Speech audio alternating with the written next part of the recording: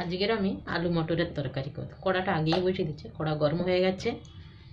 এখানে সাদা তেল দিয়ে দিলাম। এবার দিয়ে দেবো 1 চামচ ঘি। আগে ঘিটাও জমে গেছে, ঠান্ডাতে গরম হয়ে যাবে। এখানে একটা বড় এলাইচি দিয়ে দিলাম, 2 টুকরো ডালচিনি, 2টো লবঙ্গ আর একটা তেজপাতা। একটু গোটা জিরে দিয়ে দেবো। এবার দিয়ে দেবো হালকা একটু হিং দেবো। হিং দিলে খুব সুন্দর একটা সেন্ট আসে তরকারি। হিংটাও দিয়ে দিলাম।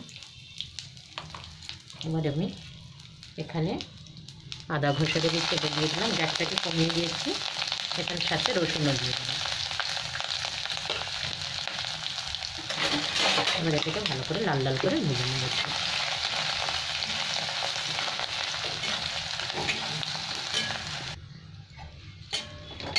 ভালো ভাজা হয়ে গেছে আমার লাল লাল করে। এবার একটা কাঁচা লঙ্কা কুচি দিয়ে দিলাম।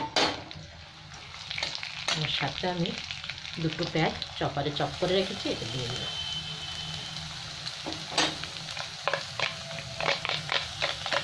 পেঁয়াজটা লাল লাল করে খুব ভেজে নেব।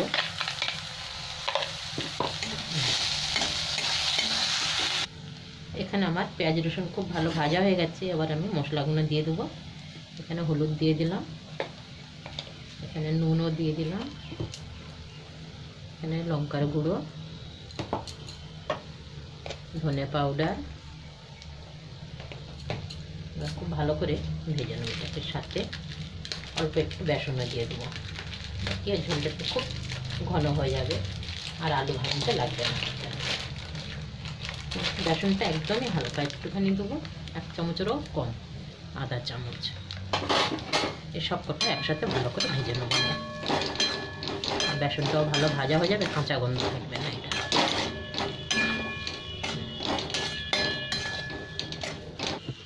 এখানে আমি 2টো টমেটো ঘষে রেখেছি, এটা দিয়ে দিলাম। সবটা ভালো করে কষে নেবো। এবার যতক্ষণ না তেল ছাড়ছে আমি অতক্ষণে কষবো। এখন 2-3 মিনিট ধরে এটা। মশলা খুব ভালো কষা হয়ে গেছে, তেলও ছেড়ে দিয়েছে। এবার আমি আলুগুলো দিয়ে দিলাম। সাথে আমি মটরগুলো দিয়ে দেবো।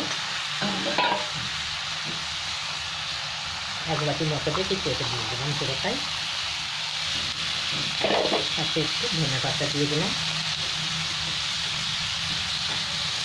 খুব ভালো করে কষে নেব।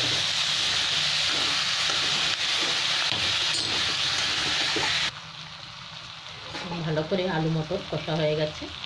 এবার একটু গরম মশলা দিয়ে দিলাম, দিয়ে একটু জল দিয়ে দিলাম। এখানে গরম জল লাগাতে জন্য।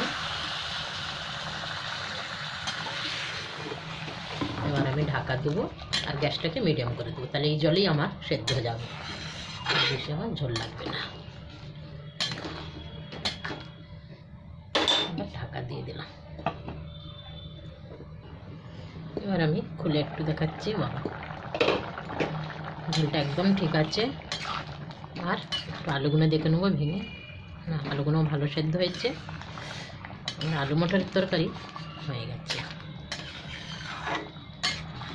এটা ভাত, রুটি, পরোটার সাথেও খুব ভালো হয় খেতে। এবার আমি গ্যাসটা বন্ধ করলাম।